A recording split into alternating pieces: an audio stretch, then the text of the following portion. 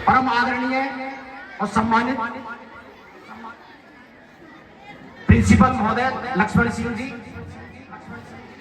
और भामा साहब श्री राजेश जी, हरिनारायण जी और पूर्व सरपंच राम सिंह जी और राजकुमार भावर जी और मंच पर आसीन सभी अतिथिगण और यहाँ के समस्त ग्रामवासी, मैं सबसे पहले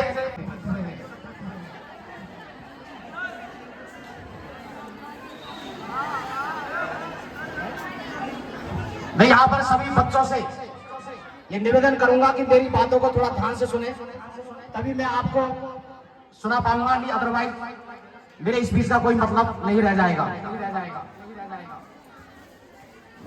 मैं प्रिंसिपल महोदय और राजकुमार जी का तहे दिल से धन्यवाद करता हूं कि इन्होंने कल मुझे फोन किया कि आपको हमारे स्कूल में एक मोटिवेशनल स्पीच देने आना है। मैं सभी मेरे प्यारे बच्चों को मैं सबसे पहले अपने बारे में थोड़ा सा इंट्रोडक्शन देना चाहूंगा कि मैं कौन हूं और क्या करता हूं। मेरा पूरा नाम दीप राम भावर है और मैं ग्राम पोस्ट जोन तहसील टोड़ाभीम और जिला करौली से हूं। मेरी लाइफ का, मेरे जीवन का जो मेन जो मकसद है वह शिक्षा के प्रति बच्चों को जागृत करना, उनको मोटिवेशन स्पीच देना। देखिए कोई भी, और यहाँ पर गांव के बहुत सारे, तो एक बार अपील कर दीजिए थोड़ा। भारत माता की। थोड़ा सा बच्चों आप लोग ध्यान दीजिएगा, और जो हमारे स्टाफ साथी हैं, जो भी इधर उधर बच्चे जो आवाज कर रहे हैं, कृपया थोड़ी सी देर इनका ध्यान रख के इनके बीच में खड़े हो जाएं। और जो भी बच्चे या अभिभावक आप लोग जो सुन रहे हैं, थोड़ा ध्यान से सुनिएगा, क्योंकि भाई साहब के पास वो ज्ञान के हीरे मोती हैं जो हमें देना चाहते हैं। तो जो दे रहे हैं उसको हम थोड़ा सा ले लेवे, हमारा जीवन बदल सकता है। तो सुनते हैं भाई साहब।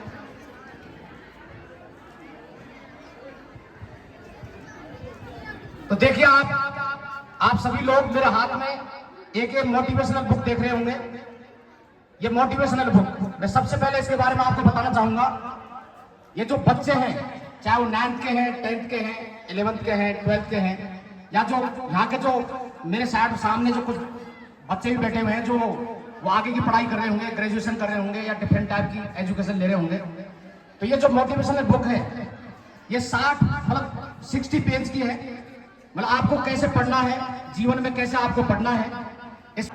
तो हमने एक एनजीओ बनाया है, सेव अवर अर्थ फाउंडेशन। आपको इतना लंबा नाम यदि याद नहीं रहे तो आप मेरा नाम याद हो जाएगा आपको। तो मेरा नाम आप गूगल के अंदर, केवल गूगल के अंदर सर्च करें दीप राम भावर, या मेरा मोबाइल नंबर सर्च करें। मोबाइल नंबर को आप नोट कर सकते हैं 9414002289। तो गूगल के अंदर मेरा नाम या मेरा मोबाइल नंबर गूगल ट्रेंड में है। जैसे आप मेरा नाम वहां पर देंगे या मेरा मोबाइल नंबर देंगे तो आपको ये वाली जो बुक है वो आपको शो हो जाएगी और वहां से आप इसको पढ़ सकते हैं। तो देखिए, जिंदगी के अंदर कोई भी क्षण, कोई भी घटना, कोई भी कहानी आपकी जिंदगी को बदल सकती है। और मैं आपको ये बात बता दूं, कई बार ये बच्चे सोचते हैं कि हम गरीबी में पैदा हुए हैं, मेरे पिताजी मजदूरी करते हैं, मैं अपनी जिंदगी में कुछ नहीं कर सकता। और मैं गांव में पैदा हुआ हूं, तो मैं गांव के अंदर अच्छी सुविधाएं नहीं है, और मैं यदि शहर में होता तो वहां पर अच्छे स्कूल में पढ़ता। ऐसा आपको नहीं सोचना चाहिए। मैं एक छोटे से गांव का ही रहने वाला हूं, ग्राम पोस्ट जोन तहसील टोड़ाभीम और जिला करौली। तो देखिए, मैं भी बहुत ही गरीबी में पैदा हुआ। सबसे पहले मैं आपको थोड़ा सा मेरे बारे में बताना चाहूंगा कि कई बच्चे सोचते हैं कि मेरे पिताजी मजदूरी करते हैं, ग्रामीण परिवेश में है, तो मैं आगे जीवन में नहीं बढ़ सकता। तो मैं अपने बारे में यदि आपको बताऊंगा, तो मैं पूरा यदि आपको बताऊंगा मेरे बारे में कि मैंने अपने जीवन के अंदर कितने कष्ट पाए हैं, कितना संकट मैंने झेला है, यदि आपको मैं अपने बारे में फुल यदि बताऊंगा, तो आप जितने भी दर्शक दीर्घाओं जितने भी लोग बैठे हुए हैं, मैं दावे के साथ कह सकता हूं कि आपकी आंखों में आंसू आ जाएंगे। तो कहने का मतलब यह है कि हम जिंदगी में, कि मैं गरीबी में पैदा हुआ, सही मुझे एजुकेशन नहीं है, तो मैं आपको ये बात बता दूं, यदि कोई भी बच्चा, कोई भी स्टूडेंट यदि ये ठान ले, ये संकल्प ले ले, यदि कोई भी टारगेट बना ले कि मुझे जीवन में आगे बढ़ना है, तो उसको आगे बढ़ने से कोई भी नहीं रोक सकता। तो मैं आपको देखिए कि जब मैं 4 साल का था, तो मेरी माँ का स्वर्गवास हो गया। देखिए, ईश्वर के बाद यदि कोई है तो वह है माँ। माँ ईश्वर का साक्षात रूप होती है। अब आप जानते हैं कि बिन माँ का बच्चा जीवन में आगे कैसे बढ़ सकता है। तो हम बहुत ही गरीबी में पैदा हुए, तो किसी सज्जन से हमसे बोल दिया कि आप आगे कैसे बढ़ेंगे, आप आगे कैसे बढ़ेंगे, तो आप कोई काम धंधा सीख लीजिए। तो किसी ने हमसे कहा, तो वहां पर हमारे कोई सज्जन थे, तो वहां पर वो सिलाई का काम करते थे।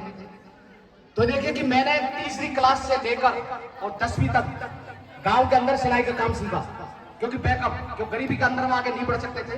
तो तीसरी से लेकर मेरे 10वीं का भी अंदाजा लगा सकते हैं कि हम पढ़ाई भी करते थे और सिलाई का काम भी हम सीखते थे। तो मैं, कोई भी बच्चा हो, उसमें सबसे ज्यादा जो इफेक्ट है उसके पेरेंट्स का पड़ता है, उसके दोस्तों को पड़ता है और गुरुजनों को पड़ता है। तो देखिए, मेरे जो पिताजी वो मजदूरी करते थे, ज्यादा पढ़े लिखे नहीं थे और माँ का स्वर्गवास हो गया। तो दूसरा जो इफेक्ट है, जो सबसे ज्यादा जो इफेक्ट पड़ता है वो गुरुजनों का। मैं इस मंच के माध्यम से मैं सभी गुरुजनों के प्रणाम करता हूं, उनको नमन करता हूं कि आज मैं मेरे महान गुरुजनों की वजह से आपके समकक्ष यहां पर खड़ा हुआ हूं। तो देखिए, कोई भी जो गुरुजन है बच्चे की लाइफ को कैसे बदल सकता है। तो हमारे गुरुजी थे परम आदरणीय सम्मानित श्री द्वारका प्रसाद अवस्थी जी। तो उन्होंने हमारी टैलेंट को पहचाना। आपको सरप्राइज होगा कि हम सिलाई का काम करते हुए भी हमारे क्लास के अंदर हम हमेशा, मेरी फर्स्ट या सेकंड पोजीशन आती थी, फर्स्ट या सेकंड पोजीशन, और हमारे 98 या 99% क्लास के अंदर आते थे। एक वाकया मुझे अच्छे ढंग से याद है कि मेरे मैथ्स के अंदर 50 में से 49.5 नंबर आए। कितने नंबर आए? 49.5, 49.50। तो हमारे जो गुरुजी थे, मैंने उनसे कहा कि सर मुझे आप बताइए कि मेरा आधा नंबर कहाँ कटा। तो उन्होंने बताया कि आपका आधा नंबर यहाँ कटा। तो हमारे द्वारका प्रसाद जी ने आपसे कहा कि बेटा आप गरीब हो, आगे जिंदगी में आप कैसे बढ़ोगे, तो आप ऐसा करना, आगे जाके आप साइंस ले लेना और बच्चों को पढ़ाना और खुद पढ़ना। तो उनकी बात देखिए, कोई भी मैंने पहले भी कहा था कि कोई भी क्षण, कोई भी घटना आपकी जिंदगी को बदल सकती है। तो उन गुरुजी की हमारे दिमाग के अंदर बात बैठ गई, हम आगे पढ़ते रहे। तो हमारे 9th क्लास के अंदर संस्कृत सब्जेक्ट हमारे था पहले और अभी भी है वो। तो 50 नंबर में से मेरे 17 नंबर आए। कितने नंबर आए? 17 नंबर। और हमने, हमारे गुरुजी ने हमसे बोल दिया कि आपको जाके साइंस लेना है, बच्चों को पढ़ाना है, पढ़ना है।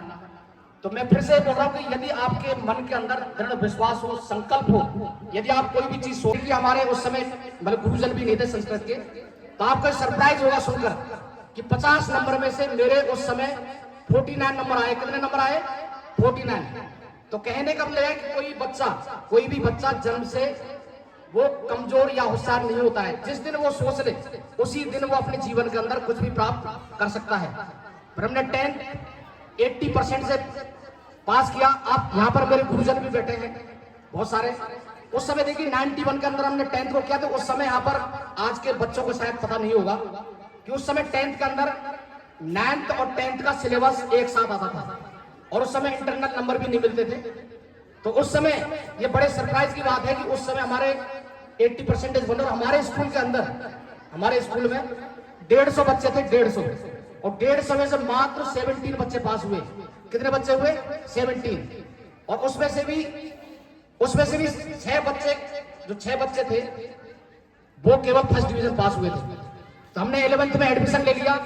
बाद में हमने पीईटी की तैयारी की, प्री इंजीनियरिंग टेस्ट, जो कि पहले इंजीनियरिंग कॉलेज में उसका सिलेक्शन होता था और आजकल पीईटी एग्जाम नहीं होती है। इस समय जो आईआईटी जेईई एग्जाम होती है, उसके मेरिट के अकॉर्डिंग आपके इंजीनियरिंग कॉलेज में सिलेक्शन होता है। तो देखिए उस समय 1994 में बिना किसी कोचिंग, बिना किसी ट्यूशन के, सेल्फ स्टडी से उस समय हमारी 12th रैंक बनी राजस्थान के अंदर। और हमारा जो एडमिशन है हिंदुस्तान की मानी हुई कॉलेज MNIT जयपुर के अंदर हमारा एडमिशन हुआ। MIT के अंदर। तो आप चाहें तो मेरे लिए आप जोरदार तालियां बजा सकते हैं।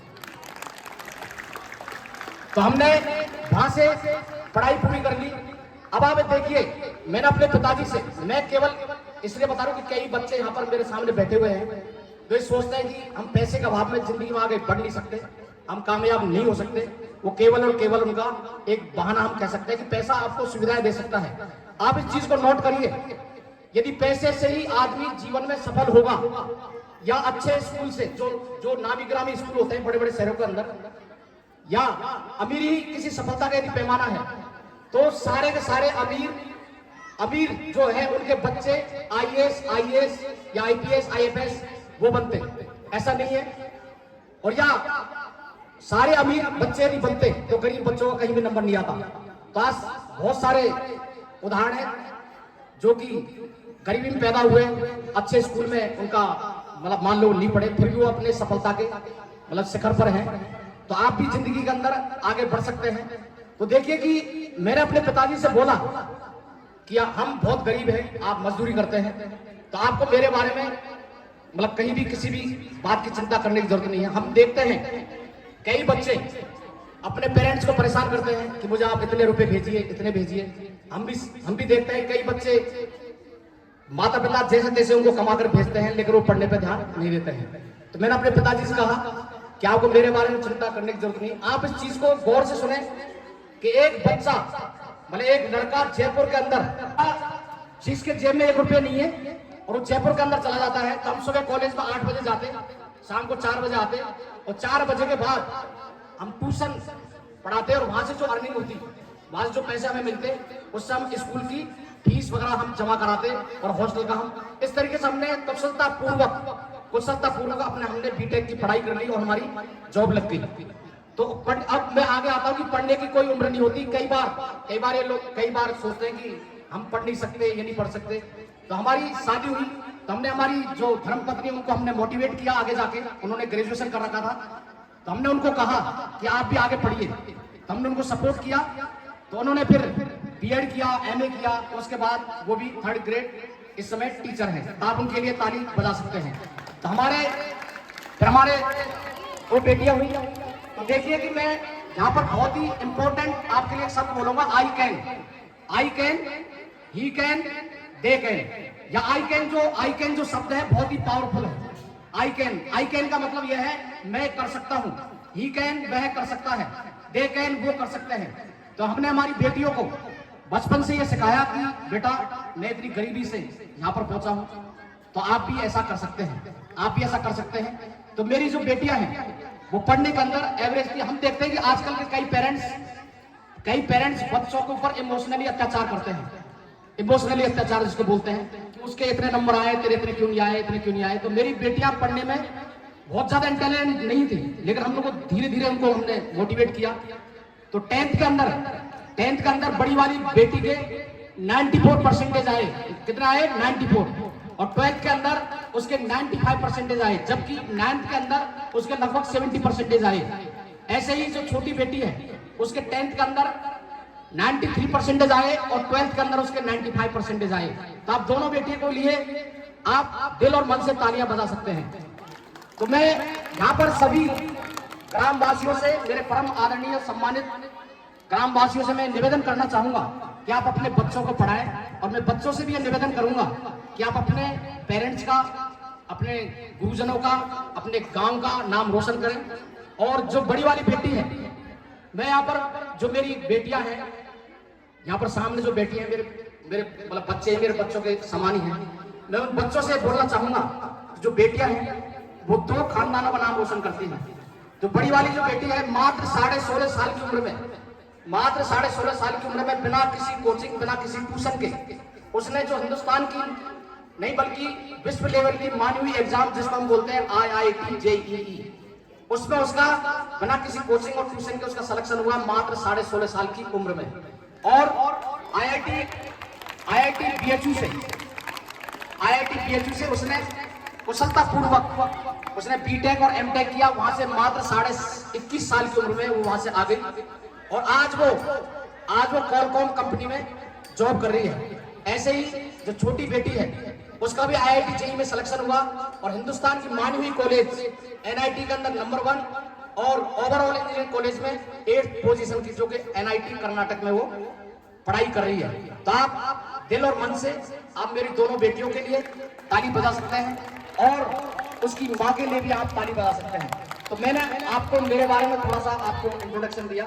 तो यहाँ पर देखिए, कोई भी क्षण, कोई भी घटना, मेरी जो स्पीच है वो बहुत, मतलब मैं कई कई घंटे तक बोल सकता हूँ, लेकिन हम एक टाइम में ज्यादा नहीं बोल सकते। मैं यहाँ पर कुछ आपको उदाहरण देना चाहूंगा कि कोई भी, मैं फिर से मैं रिपीट करूंगा, कोई भी क्षण, कोई भी घटना होती, गुमसुम बैठी हुई थी वो बच्ची। तो उस कलेक्टर महोदय ने पूछा कि बेटा आप ऐसे गुमसुम कैसे बैठे हैं? तो कलेक्टर, उस बच्ची ने उससे बोला, देखिए इस उम्र में बच्चे, कई बच्चे शैतान होते हैं, तो एक दूसरे को क्रिटिसाइज भी करते हैं, हमें ऐसा नहीं करना चाहिए। मैं इस बच्चों से हमेशा निवेदन करूंगा, हर जगह मैं बोलता हूँ कि बच्चों को हमेशा केयरिंग होना चाहिए। केयरिंग का मतलब दूसरों की परवाह करनी चाहिए उनको, मतलब किसी को भी ऐसे चढ़ाना नहीं चाहिए, उनकी मतलब परवाह करनी चाहिए। तो उस बच्ची ने कहा कि सर मुझे सारे के सारे बच्चे मुझे चढ़ाते हैं, मुझे नाटी नाटी कहकर पुकारते हैं और मुझे मतलब क्रिटिसाइज करते हैं। उस बच्ची का जो हाइट है मात्र 3.25 फीट थी। उस बच्ची का नाम था आरती डोगरा। आप चाहे तो गूगल के अंदर उसको सर्च कर सकते हैं। तो देखिए शब्दों का कितना असर पड़ता है। जैसे कि हमारे जो गुरुजी थे द्वारका प्रसाद अवस्थी जी, उनका असर पड़ा। तो कलेक्टर महोदय ने उस बच्ची से कहा कि बस इतनी सी बात, आप इतनी सी बात को लेकर अपने दिमाग के अंदर आप इसको आपने बैठा रखा है। उस बच्ची को उन्होंने मोटिवेट किया। उस बच्ची से कहा कि आप जीवन के अंदर कुछ ऐसा करके बता दीजिए जिससे कि यही बच्चे आपको सलाम करें, आपको नमस्कार करें, आपको सलूट करें। तो ये इतनी सी बात उस बच्ची के दिमाग में बैठ गई और आरती डोगरा वो IAS के अंदर सिलेक्शन उसका हो गया और वो राजस्थान कैडर के अंदर ही जॉब कर रही है। आप चाहें तो उसको आप गूगल में सर्च कर सकते हैं। ऐसे ही मैं यहाँ पर ये रियलिस्टिक वास्तविक एग्जाम्पल है जो कि आप गूगल के अंदर भी आप सर्च कर सकते हैं। तो ऐसे ही नाम है एरा सिंगल, उसका भी आप गूगल में सर्च कर सकते हैं। जैसे ही आप उसको, वो मोर देन 80%, मतलब बॉडी से वो मोर देन 80% दिव्यांग है। एक स्पेशल शब्द भारत सरकार ने यूज किया है जो कि मतलब बॉडी से वो डिसेबल्ड है, जिनका दिव्यांग 80%। तो वो देखिए कि बच्ची ऐसे ही मासूम सी बैठी हुई है, उदास बैठी हुई है। तो वहां पर कोई अतिथि आए थे, तो उस अतिथि ने उनसे फिर पूछा, उस बच्ची से पूछा कि बेटे आप ऐसे कैसे बैठे हुए हैं? तो उन्होंने कहा कि सारे बच्चे मुझे क्रिटिसाइज करते हैं, मुझे चढ़ाते हैं। तो उन्होंने वही शब्द बोले जो कि जैसे कि उनको बोला था कि बस इतनी सी बात। तो उस बच्ची ने भी तैयारी की आगे जाके और वो बच्ची भी IAS ऑफिसर बन गई। तो आप उनके लिए भी आप ताली बजा सकते हैं। ऐसे ही देखिए, कोई भी घटना, कोई भी स्थिति आपके जीवन को बदल सकती है। मैं 2 उदाहरण और देके अपने शब्दों को यहाँ पर विराम देना चाहूंगा। तो देखिए, एक बार ऐसे ही हिमाचल प्रदेश के अंदर एक माँ और बेटी मतलब बस के अंदर सफर कर रहे होते हैं, बस के अंदर। तो वहां पर देखिए आजकल सब जगह मंचले मिल जाते हैं जो कि कुछ असामाजिक तत्व भी होते हैं। तो आप बस के अंदर उस जो छोटी सी बच्ची थी, 9-10 साल की बच्ची, उसकी माँ को कोई जो मंचला है जो कि असामाजिक तत्व है, उस बच्ची की माँ को छेड़ रहा था वो। तो उन्होंने ऑब्जेक्शन उठाया। तो उस जो मंचले जो आदमी था उसने उन दोनों से बोला, तो उसने पूछा कि डीसी, मासूम सी बच्ची है, उसने उससे पूछा कि डीसी क्या है? तो उसकी माँ ने बोला कि बेटा डीसी का मतलब डिस्ट्रिक्ट कलेक्टर। तो उस बच्ची ने पूछा कि डीसी क्या करता है, कौन है ये? तो उसकी माँ ने कहा कि डीसी वो शख्सियत है जो कि ऐसे जो मन चले हैं उनको सलाखों के, जेल की सलाखों के पीछे भेज देता है। देखिए फिर से मैं आपसे कहना चाह रहा हूँ कि कोई भी बच्चा जन्म से होशियार या कमजोर नहीं होता है। उस बच्ची के दिमाग में बैठ गया कि डीसी जो है ऐसे गुंडे मवाली जो मनचले हैं उनको जेल की सलाखों के पीछे भेजता है। तो उस बच्ची ने उसी दिन प्रण किया कि मुझे भी डीसी बनना है और वो लड़की भी आगे जाके डीसी बन गई। ऐसे ही मैं एक उदाहरण और देना चाहूंगा कि यहाँ पर गांव में ज्यादातर लोग किसान होते हैं। ऐसे महाराष्ट्र की एक घटना है। तो वहां पर किसी किसान की जो जमीन है वो बांध के अंदर आ गई। तो उसके जो पापा है रोजाना मतलब ऑफिस जा रहे हैं आ रहे हैं। तो उसकी बेटी ने पूछा कि पापा आप रोज कहाँ जाते हैं? आप रोजाना कहाँ जाते हैं? तो उसके पापा ने कहा कि बेटा अपन की जो जमीन है वो बांध में आ गई, बांध। तो मैं मुआवजा लेने के लिए जाता था। मुआवजा के लिए मैं रोज चक्कर खा रहा हूँ ऐसे। तो उसकी बेटी ने कहा कि मुआवजा कौन देता है, मुआवजा कौन देता है? तो उन्होंने कहा कि कलेक्टर ऑफिस से मुआवजा मिलता है। तो उस बच्ची ने भी उस दिन ये प्रण किया कि मुझे भी कलेक्टर बनना है, तो वो आगे जाके भी वो भी कलेक्टर बन गई। तो ये मेरे कुछ उदाहरण थे जो कि आपकी किसी की भी जिंदगी को बदल सकते हैं। और माँ वो शख्सियत है किसी की भी जिंदगी को बदल सकती है। लास्ट एंड फाइनल मैं आपको एक और स्टोरी सुनाना चाहूंगा, जो कि महाराष्ट्र के अंदर, आपने बंबई के अंदर एक, तो वहां पर झुग्गी झोपड़िया के अंदर एक माँ रहती थी। तो उस माँ का जो पति है वो स्वर्गवास सिधार गया, और उसके जो पेट में जो बच्चा था वो 3 महीने का गर्भ अवस्था में था। जब बच्चा पैदा हुआ तो वो लड़की पैदा हुई। तो देखिए, जो कई बार जो असामाजिक तत्व है वो सब जगह होते हैं। तो वहां पर कि काश उस माँ ने कहा, काश मेरे 2 संतानें होती, काश मेरे 2 संतानें होती। और कई बार क्या होता है कि कच्ची बस्ती में बीमारी में बहुत लोग होते हैं, तो मेरे 2 संतान होती तो मैं एक को डॉक्टर बनाती और एक को मैं पुलिस वाला बनाती। अब मैं बच्चों से पूछना चाहूंगा कि क्या ये पॉसिबल है कि एक ही इंसान डॉक्टर या आईपीएस बन सकता है? आज आप बताइए बेटा, क्या एक ही इंसान आईपीएस और डॉक्टर बन सकता है? उस माँ ने कहा कि काश मेरे 2 संतानें होती, तो एक को मैं पुलिस वाला बनाती और एक को मैं डॉक्टर बनाती। पुलिस वाला इसलिए बनाती क्योंकि जिससे कि गुंडों को सबक सिखा दे, और डॉक्टर इसलिए बनाती जिससे कि यहाँ बीमार लोगों का इलाज करा दे। तो देखिए उस माँ का जुनून देखिए, उस बच्ची का जुनून देखिए। उसने मेहनत की और उस बच्ची का एमबीबीएस में सिलेक्शन हो गया और वो डॉक्टर बन गई। तो उसका एक ख्वाब पूरा हो गया, वो डॉक्टर बन गई। और उसके बाद उसने आईएएस के एग्जाम पास की तो वो कलेक्टर बन गई। तो कहने का मतलब एक ही इंसान ने 2 ख्वाब उसके पूरे कर दिए। तो कहने का मतलब यह है कि माँ चाहे किसी की भी जिंदगी बदल सकती है। तो जिंदगी बदलने में माँ, पेरेंट्स और गुरुजन और जो भी जिंदगी को बदल सकते हैं। तो मैंने आपका काफी यहाँ पर वक्त दिया, आपने मुझे यहाँ पर बुलाया, उसके लिए तहे दिल से धन्यवाद आपका, बहुत बहुत शुक्रिया। बातें तो बहुत है कहने के लिए, लेकिन यहाँ हम सारी बातें यहाँ पर कह नहीं सकता। मैं आपसे फिर से निवेदन करूंगा कि गूगल के अंदर आप मेरा नाम सर्च करें या मेरा मोबाइल नंबर सर्च करें, तो वहां पर मेरे YouTube के अंदर बहुत सारे वीडियोज आपको वहां पर मिल जाएंगे, और मैं क्या करता हूँ क्या नहीं करता हूँ, बहुत सारी चीजें आपको वहां पर मिल जाएंगी। आपका फिर से धन्यवाद, शुक्रिया, थैंक यू।